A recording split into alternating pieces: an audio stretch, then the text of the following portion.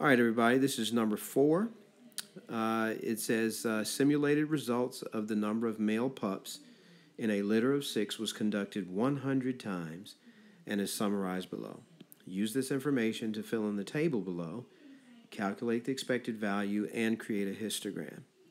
All right, so just make sure we understand what these numbers mean. This 1 means that out of a litter of 6 puppies, only one of them was male. And then this 2 means that out of another litter of 6 puppies, only 2 of them was a male.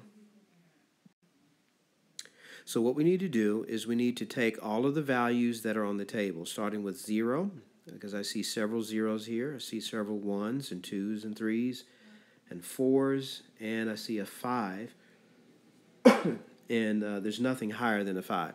What we need to do is count how many of each number there are. So let's start with 0, and I'll just do 0 just to make sure we understand what we're doing, and then we can just go through the rest of them. So there's here's 1 0. There's another one that's 2. There's another one that's 3.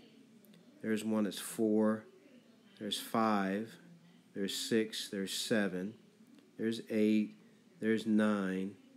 And then there's one more, 10. So there's 10 zeros, so that probability is going to be 10 out of a total of 100. 10 out of 100 is 10%, or 0.10. All right, if you count the number of 1s, you're going to find 26 out of 100 ones, which is 0.26. If you count the 2s, you'll find 28 out of 100, or 0.28%.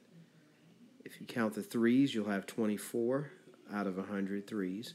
And that's 24%, or 0.24.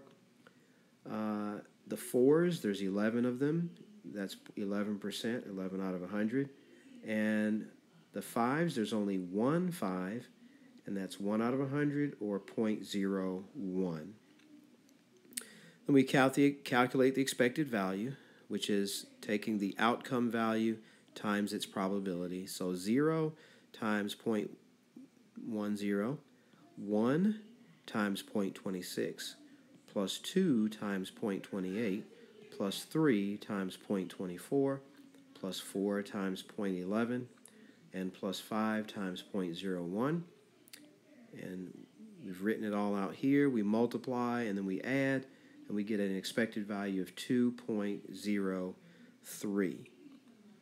And that really is saying that out of a litter of 6 puppies, we can expect to have 2 males on average.